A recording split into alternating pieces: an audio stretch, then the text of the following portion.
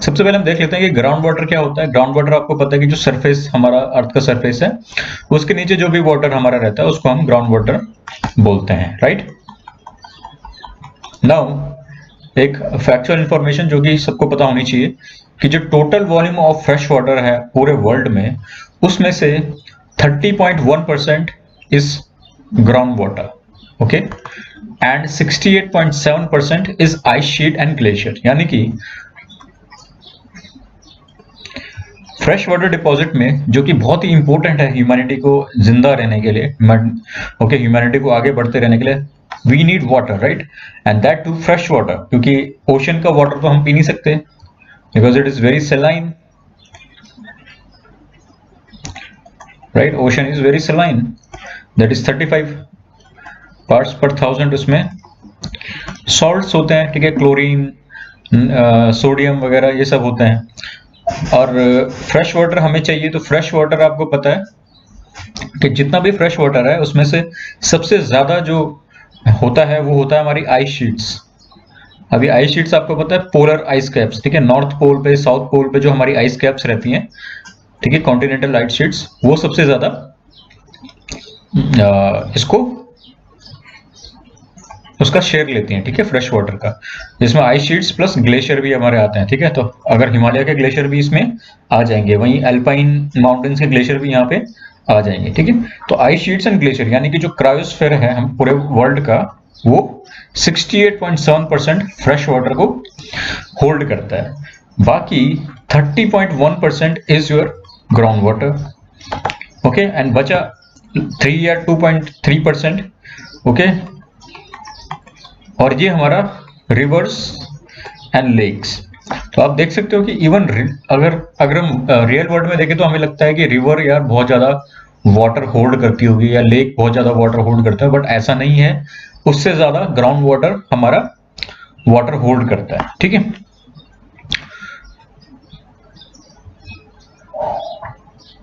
तो 30.1% ground water. And अगर हम वैसे भी देखें तो ग्राउंड वाटर और रिवर्स लेक को मिला के देखें तो 96% फ्रेश वाटर ग्राउंड वाटर का रहता है, बाकी लेक्स रिवर 4% बस, ओके, एंड एटमॉस्फेयर का 1 सॉरी जो surface and other fresh water होते हैं वो 1.2%, अपना lakes, rivers, soil moisture, water vapour in atmosphere is 4%, okay.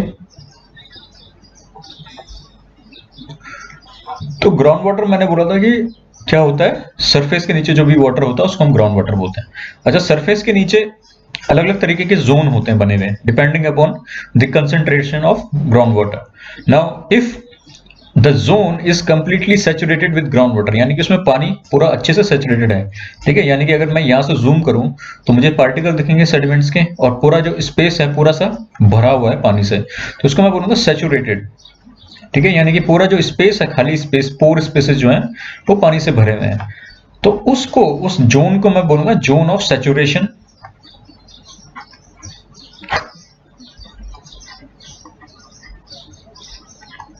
Zone of saturation या फ्रियाटिक जोन, तो ये आपको ध्यान में रखना है, दोनों एक ही हैं, ठीक है, zone of saturation and phreatic zone both are same.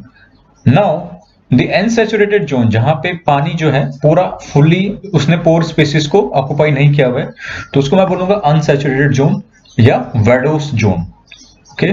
तो अनसैचुरेटेड या वेडोस जोन दोनों एक ही बात है, तो ये आपको ध्यान में रखना है, ठीक है। So this was a brief about water, groundwater, okay। और ये भी आपको ध्यान में रखना है कि जो वाटर टेबल होता है, ग्राउंड वाटर टेबल, वो is a boundary between unsaturated and saturated zone, ठीक है।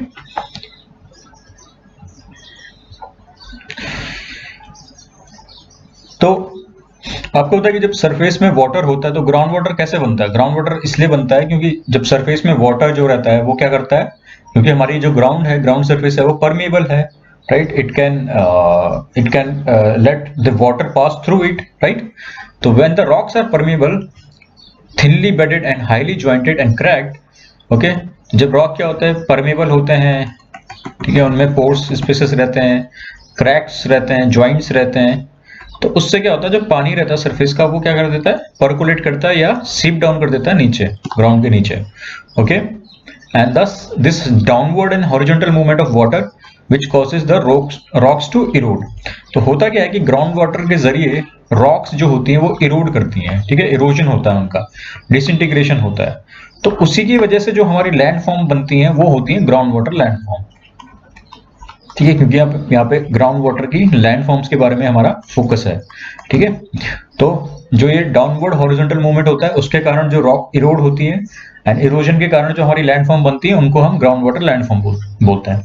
अब जो जो जनरली रॉक्स कौन सी वाली सबसे ज्यादा ससेप्टेबल होती है इस इरोजन के लिए, वो होती है हमारी लाइमस्टोन एंड डोलोमाइट्स, ठीक है। अब लाइमस्टोन एंड डोलोमाइट्स ही क्यों होती है, बिकॉज जो लाइमस्टोन एंड डोलोमाइट्स होता है वो होता है rich in calcium carbonate, and this calcium carbonate is prone to dissolution. अब डिसोल्यूशन क्यों होता है, क्योंकि जनरली होता क्या है कि जो हमारा वाटर रहता है वो क्या करता है, एटमोस्फेयर में जो CO2 रहता है, ठीक है, उससे H2CO3 एसिड बना देता है जो कि होता है कार्बोनिक एसिड। अब ये carbonic acid can easily dissolve this CaCO3. So that's why generally the groundwater landforms are found in the rock units which are made up of limestone and dolomites. Okay.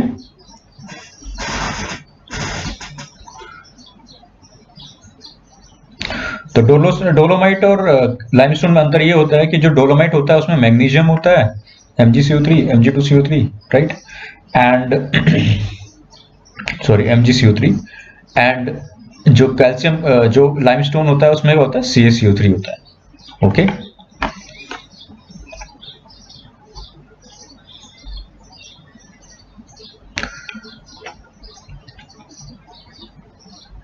तो जो ये limestone और dolomite के जो हमारी landform बनती है, ठीक है, लाइमस्टोन की लैंडफॉर्म या डोलोमाइट की जो लैंडफॉर्म बनती है ग्राउंड वाटर के जरिए, उस लैंडफॉर्म को हम एक नाम दे देते हैं, वो होता है कार्स्ट, ठीक है। तो karst topography is related to your ground water landform when the limestone is eroded by the ground water. Okay, जैसे कि यहाँ पे लिखा है, the carbonic acid that causes karstic feature is formed as rain passes through the atmosphere picking up CO2। अब जब ये CO2 को पिक करेगा तो हमारा एसिड बनेगा, and when the rain reaches this ground it may pass through soil that can provide much more CO2। तो कभी कभी ये सॉइल के से गुजर जाता है, अगर सॉइल में CO2 ज्यादा है तो वहां से भी अपना CO2 ले लेता है, and it forms a weak carbonic acid that is your H2CO3 which dissolves the calcium carbonate। अब जब डिसोल्यूशन होगा तो हमारी लैंडफॉर्म बनेगी। तो कार्स्ट टोपोग्राफी हम इस लाइमस्टोन के रीजन में जो ये लैंडफॉर्म बनते हैं उनको हम बोलते हैं कार्स्ट टोपोग्राफी, ठीक है। तो कार्स्ट जो है हमारा German form of Indo European word kar which means rock. तो karst is actually a German terminology, alright. तो अब हम डिस्कस करते हैं condition for the formation of karst topography. Okay, okay, so now we will discuss the conditions for the formation of karst topography। Okay, now first condition is that surface or the subsurface strata must be porous, right? तो generally porous and water soluble rock limestone या dolomite ये होनी चाहिए। जो strata होना चाहिए यानी कि जो बेड होना चाहिए, रॉक बेड होना चाहिए, वो थिन होना चाहिए, ठीक है, मोटा नहीं होना चाहिए। And if it's highly jointed यानी कि वेदर्ड है, हाईली ज्वाइंटेड है, क्रैक्स वगैरह है उसमें, तो then it is more favourable for developing the karst topography. Okay, moderate to abundant rainfall for chemical weathering of limestone. अब जिस एरिया में ऑब्वियसली रेनफॉल ज्यादा होगी तो वहां पे क्या ये प्रोसेस ज्यादा एग्रीवेट हो जाती है। A perennial source of water and low water table to erode the weathered rock. Okay, तो अगर वाटर टेबल क्या होगा, लो होगा, यानी कि लेट्स से कि एक वाटर टेबल हमारा यहाँ पे है और एक वाटर टेबल ये है और ये हमारा सरफेस है। अब जो सबसे ऊपर वाटर टेबल होगा यानी कि जो शैलो होगा ये वाला, वो क्या करेगा, इस रॉक को भी इरोड कर देगा, राइट, ये वाली रॉक को। लेकिन जो डीप अगर वाटर टेबल होगा तो वो ज्यादा रॉक को इरोड नहीं कर पाएगा, ठीक है। Here you can see the illustration how the rainwater seeps in through the pore spaces or through the joints, right? तो अब हम आते हैं कि लैंडफॉर्म में कौन कौन सी लैंडफॉर्म हमारी बनती हैं। तो अभी हमने प्रोसेस देख ली और डिस्कस कर लिया कि क्या कंडीशंस चाहिए होती हैं कास्ट टोपोग्राफी बनने के लिए। Now first is your swallow holes. तो स्वॉलो होल्स एक तरीके का कास्ट लैंडफॉर्म होता है जिसमें क्या होता है, लाइमस्टोन का सोल्यूशन हो जाता है पानी के जरिए, right, and small to medium size round to sub rounded shallow depressions. ठीक है, तो शैलो डिप्रेशंस राउंड शेप के उनको हम बोलते हैं स्वॉलो होल्स। ठीक है, कुछ इस तरीके के होते हैं अगर मैं क्रॉस सेक्शन में देखूं तो। ठीक है, फिर हमारा आता है सिंक होल। तो sinkhole is an opening more or less circular at the top and funnel shaped towards the bottom. तो देखो सारे जितने भी लैंडफॉर्म हुए हैं लगभग ऐसे ही डिप्रेशन वाले लैंडफॉर्म रहते हैं, बस इनकी ज्योमेट्री थोड़ा अलग रहती है।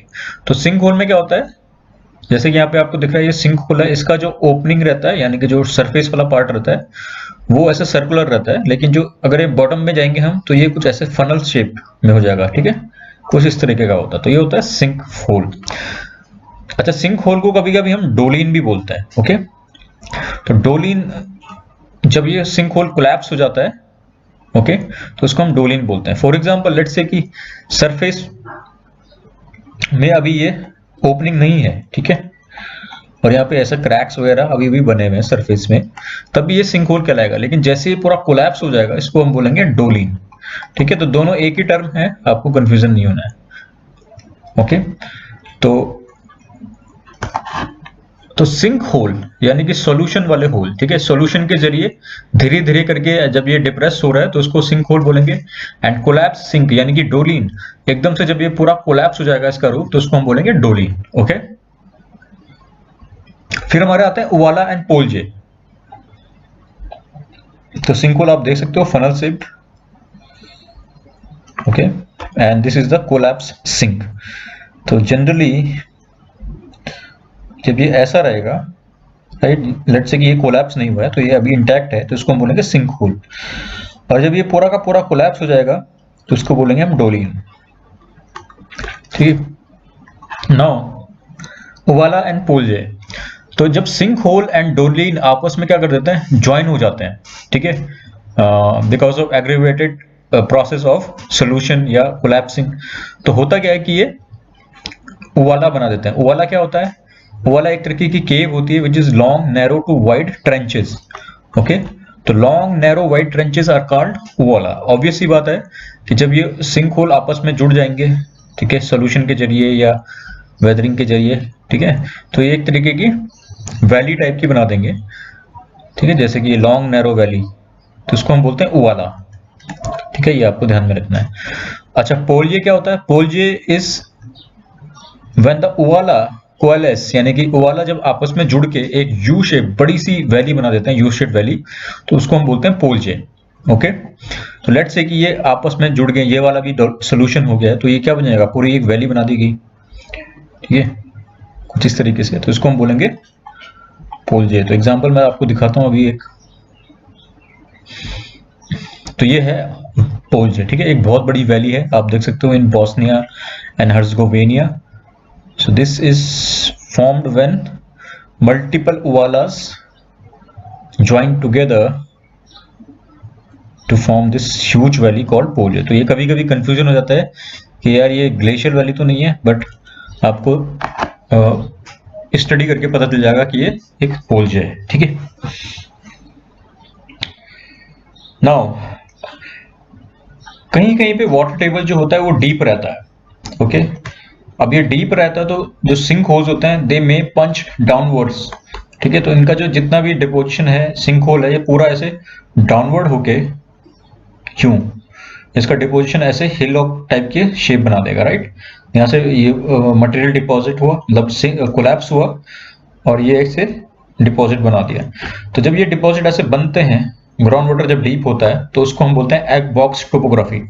तो एग बॉक्स टोपोग्राफी कुछ इस तरीके से हमारी दिखती है, आप देख सकते हो। जैसे अंडे, अगर किसी बॉक्स में अंडे की क्रेट आपने देखी होगी तो यहाँ से लग रहा है कि अंडे रखे हुए, तो ये एग बॉक्स टोपोग्राफी भी one of the karst landform है। ओके, ये आपको ध्यान में रखना है, तो नाम यहाँ पे सबसे इंपॉर्टेंट है।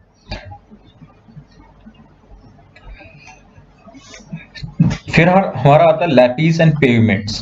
तो lapies and pavements are generally when the surface of the limestone is eaten away by small pits and trenches। ठीक है, तो स्मॉलर और स्मॉलर जब सॉल्यूशंस की वजह से ऐसे छोटे छोटे क्या बनते हैं, पिट्स बन जाते हैं, ठीक है, गड्ढे बन जाते हैं।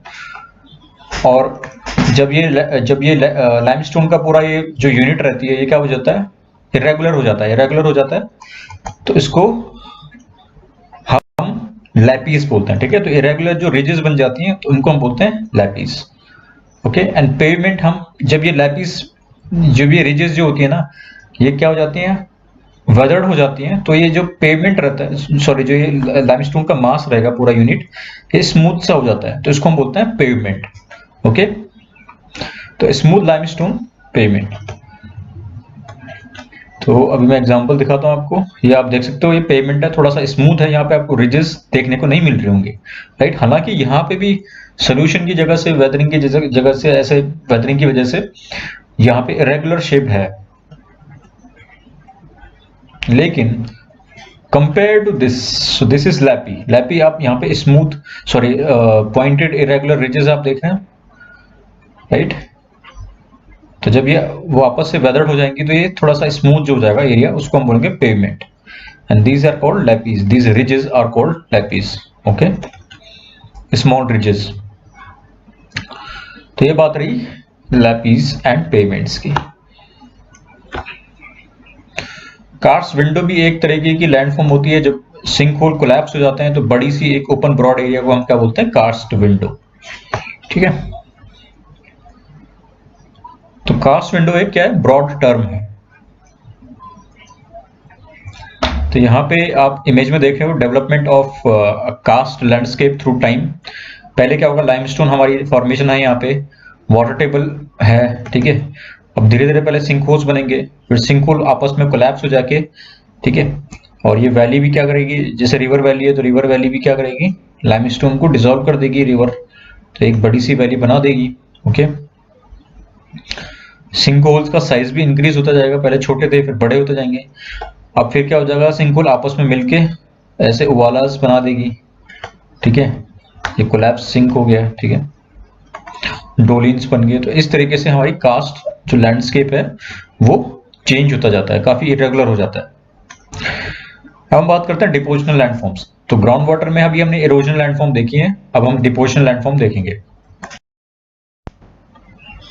So as you know, the limestone are made up of CaCO3, which is calcium carbonate.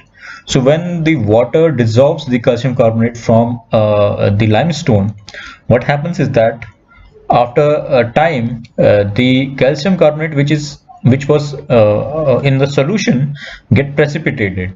Okay, and when it gets precipitated, the landform which we get are the depositional landform. Okay, so what happens?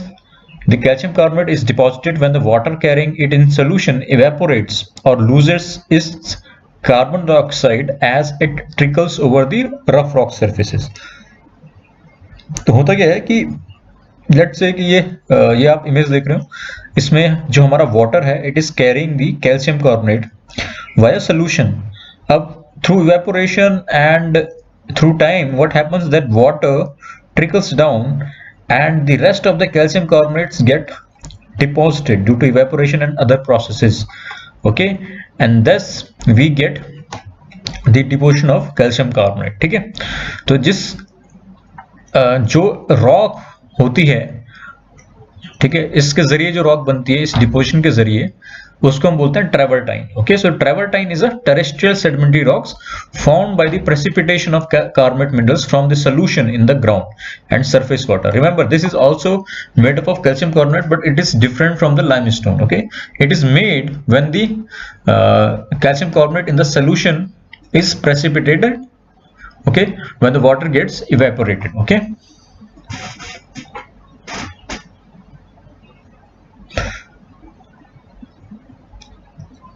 so similar but softer and extremely porous rock which is formed from the temperature, okay, from ambient temperature is known as tufa. तो tufa भी एक तरीके की rock होती है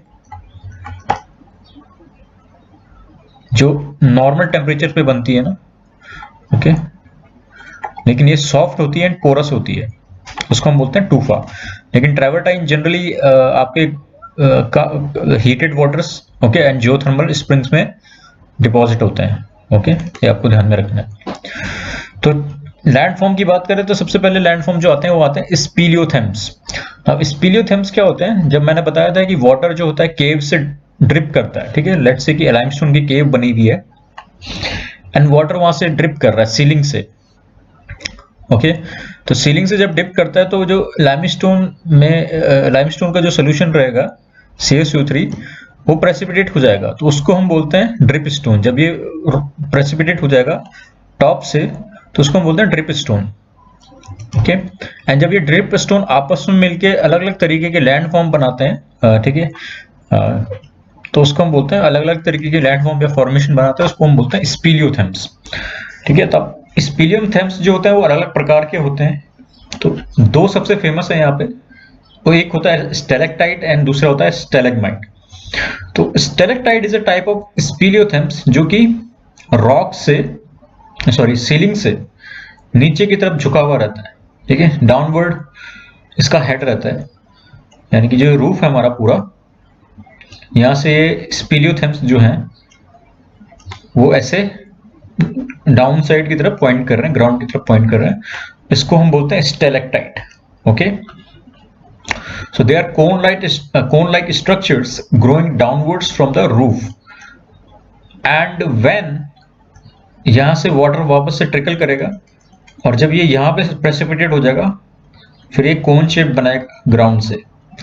जब ये cone shape formation ground की तरफ से बनता है, ठीक है, and when it's pointing toward the ceiling तो उसको हम बोलते हैं स्टेलेग्माइट, ओके। एंड कभी कभी ये आपस में जुड़ जाते हैं, जैसे कि आपको ये दिख रहा है आपस में दोनों जुड़ गए हैं, राइट, ऐसे ट्रिप कर करके ये आपस में जुड़ जाते हैं, तो उसको हम बोलते हैं पिलर या कॉलम बन जाता है इनका, ठीक है। तो ये आपको प्रोसेस दिख रही है, पहले यहाँ से ड्रिप किया तो एक सोडा स्ट्रॉ नाम से एक ड्रिप स्टोन बना, ठीक है, इसको सोडा स्ट्रॉ भी कहते हैं, और ऐसे ऐसे करके स्टेलेक्टाइट बन गया और यहाँ नीचे ऐसे ऐसे करके स्टेलेग्माइट बन गया, फिर ये आपस में जुड़ गए तो एक कॉलम की शेप इन्होंने ले ली, ओके। तो ये रहा स्टेलेग्माइट एंड स्टेलेक्टाइट। तो ये आप देख सकते हो एक रॉक, सॉरी, केव क्रॉलर है, इसको हम बोलते हैं स्पीलंकर। तो स्पीलंकर कौन होते हैं? Spelunker humans which explore the cave, okay. तो एक एक्स्ट्रा इंफॉर्मेशन आपके लिए। तो ये बात रही थी depositional landforms form by ground water. अब हम बात करते हैं कोस्टल लैंडफॉर्म या मरीन लैंडफॉर्म्स की।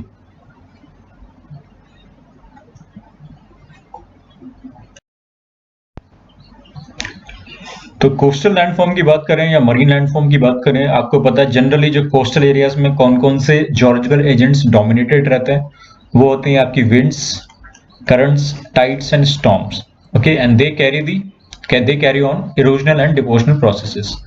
तो generally winds, currents, tides and storm के जरिए जो लैंडफॉर्म हमारी बनती है कोस्ट में, उनको हम बोलते हैं कोस्टल लैंडफॉर्म्स, राइट। अब दो तरीके से बन सकती हैं, एक तो इरोजन के जरिए एंड दूसरा है डिपोजिशन के जरिए, ठीक है। तो वेव्स हमारा आपको पता है प्रेशर के साथ टकराती हैं कोस्ट से, तो कोस्ट में किस तरीके की रॉक्स हैं, ठीक है, फिजर्स हैं, रॉक फिजर्स हैं, जॉइंट्स हैं, फॉल्ट्स हैं, एंड जनरली जो रॉक जो वेव्स होती हैं, ओशन वेव्स होती हैं, ठीक है, करंट्स होती हैं, वो वीक एरियाज को वेदर करती हैं, राइट। बाकी सोल्यूशन भी एक प्रोसेस होती है केमिकल एक्शन के जरिए इरोजन होना। तो हम सीधा लैंडफॉर्म में आते हैं, हमें उससे ज्यादा मतलब नहीं है। तो सबसे पहले हम मरीन इरोजनल लैंडफॉर्म्स की बात करेंगे, ठीक है, जो वेव्स के जरिए इरोड होती हैं जब। तो पहला है चाज्म, ठीक है, चाज्म। तो chasm are actually narrow and deep indentations, ठीक है। इंडेंटेशन का मतलब होता है डीप, एक तरीके से जब हमारा डीप कट होता है, ओके। तो डीप कट जब होता है तो उसको हम बोलते हैं चाज्म। तो आप देख सकते हो ये, ठीक है। तो chasm are the narrow deep indentation formed by the currents, okay, by headward erosion, यानी कि डाउन कटिंग के जरिए। Alright,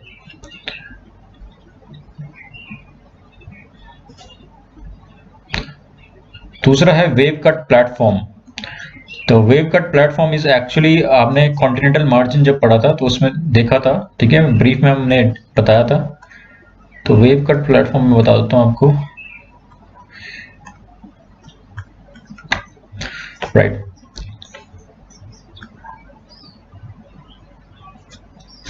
So if you look at this image here,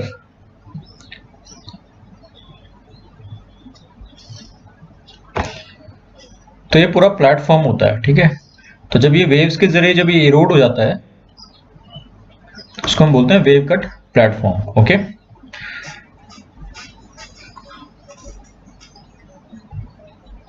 फिर सी क्लिफ्स, ठीक है। तो स्टीप बैंक जब कहीं पे रहता है, ठीक है, जनरली बीच अपना जेंटल रहता है, लेकिन कहीं कहीं भी आपने कोस्टल लैंडफॉर्म देखी होंगी जहाँ पे एकदम से स्टीप से माउंटेन टाइप के क्लिफ रहती हैं। तो सी क्लिफ ये जनरली जब वेव्स टकराती हैं, राइट, तो ये सी क्लिफ्स बन जाती हैं। फिर वैसे सी केव्स हमारी बनती हैं, तो ये एक अच्छा सा एग्जांपल है, ठीक है। ये क्लिफ्स हैं आपकी स्टीप क्लिफ्स, राइट। ये वेव कट प्लेटफॉर्म है, terraces. This is the sea cave, the sea arch, ठीक है। यहाँ से इरोजन हो गया है, ये सी स्टैक होता है हमारा, and this is the nost cliff, right. So this is the real life example. तो स्टैक्स, स्कैरीज, चिमनीज, रॉक्स वगैरह ये क्या होती हैं, इंडिविजुअल लैंडफॉर्म्स होती हैं, राइट, टावर की तरह। फिर हमारे ब्लो होल्स। तो ब्लो होल्स काफी इंटरेस्टिंग होते हैं। ब्लो होल्स में क्या होता है, जब लेट्स से कि हमारा प्लेटफॉर्म है और ये हमारा बीच वाला एरिया, यहाँ हमारा समुद्र है, ठीक है, इस ओशन है। तो होता क्या है, कभी कभी सोल्यूशन के जरिए जब ये वेव्स टकराती हैं तो कुछ वाला पोर्शन इस ट्यूब के जरिए घुस जाता है ऊपर, एंड फोर्स के साथ पानी इस होल से बाहर निकलता है। तो इसको हम बोलते हैं ब्लो होल्स या spouting horns, okay. So the burst of water through a small hole on a sea cave due to compression of air in the caves by strong waves, okay, and thus they make a peculiar noise। तो ये बात थी erosion landform की। अब हम बात करते हैं डिपोजिशन लैंडफॉर्म की।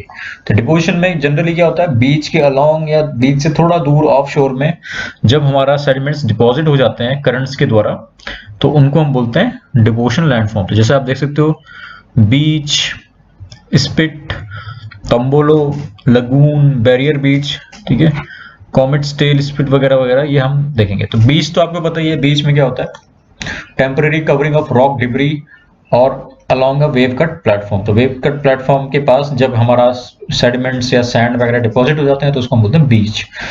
बार क्या होता है, जब करंट्स और टाइडल करंट, ये आपकी करंट्स हैं, ठीक है। लॉन्ग शोर करंट्स जनरली कौन सी करंट होती है, लॉन्ग शोर करंट से generally those current which are moving parallel to the beach, ठीक है। तो ये क्या करती हैं, डिपॉजिट करती हैं सेडिमेंट्स इस तरीके से।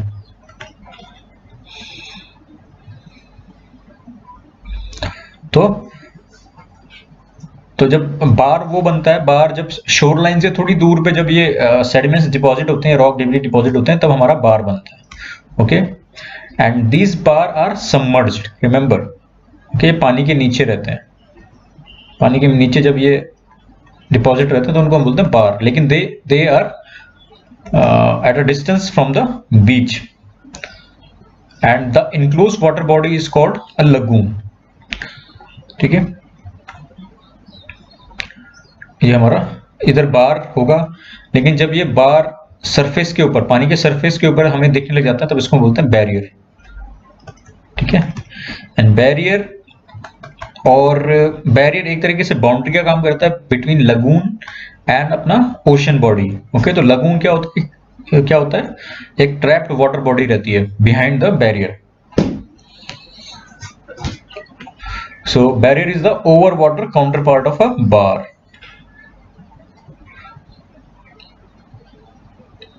फिर हमारा आता है स्पिट। तो स्पिट भी एक तरीके का बैरियर होता है, लेकिन ये एक एंड से क्या रहता है, स्पिट जो रहता है एक एंड से बंद नहीं रहता, यानी कि उसकी एक बाउंड्री जो है खुली रहती है, तो उसको हम बोलते हैं स्पिट। तो जैसे आप देख सकते हो जो बैरियर रहता है जनरली ये पूरा एनक्लोज्ड रहता है ऐसे, ठीक है, और ये हमारा लगून वाटर बॉडी होगी। लेकिन जब ये एक साइड से बंद नहीं रहता तो इसको हम बोलते हैं स्पिट, देख सकते हो आप। और ये हमारा बनता है लॉन्ग शोर करंट्स की वजह से, ठीक है, स्पिट ऐसे बनता है, ऐसे ऐसे डिपॉजिट होते जाते हैं तो ये स्पिट बन जाता है। ऑलराइट, तो स्पिट एंड हुक, हुक भी ऐसी फॉर्मेशन जो रहती है, थोड़ा सा अगर ऐसे बन गया तो ये हुक हो जाता है।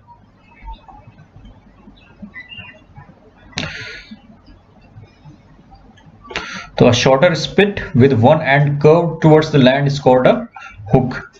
तो यहाँ पे तो रिकर्व्ड स्पिट लिखा हुआ है, लेकिन एक तरीके से अगर ये छोटा होगा तो इसको हम बोलेंगे हुक। ओके, नाउ एक और आता है टम्बोलो। तो टम्बोलो क्या होता है, sometimes islands are connected to each other by a bar called टम्बोलो।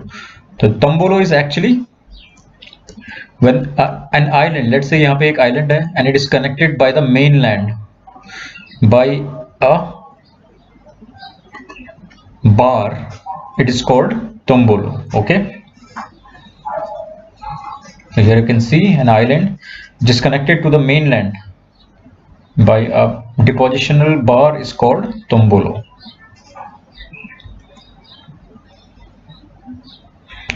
all right, अब हम बात करते हैं कोस्ट लाइन्स की। तो अलग अलग तरीके की कोस्ट लाइन्स होती हैं, एक होता है बैरियर बीच वाली कोस्ट लाइन, एक होता है एटॉल। तो atoll is generally a reef, ठीक है, सर्कुलर रीफ, तो इसको बोलते हैं एटॉल। फिर डेल्टा वाली, फिर शोर क्लिफ, फिर फ्योर्ड आते हैं। फ्योर्ड इज जनरली जब माउंटेनस जो रीजन रहता है कोस्ट लाइन में, and it is generally found by the glaciers, ठीक है, ग्लेशियर्स, वो ग्लेशियर जो कोस्ट लाइन पे टच करते हैं, ठीक है, उनको हम बोलते हैं फ्योर्ड्स। ये जनरली नॉर्वे वगैरह में पाए जाते हैं। एंड एक आता है हमारा रियास।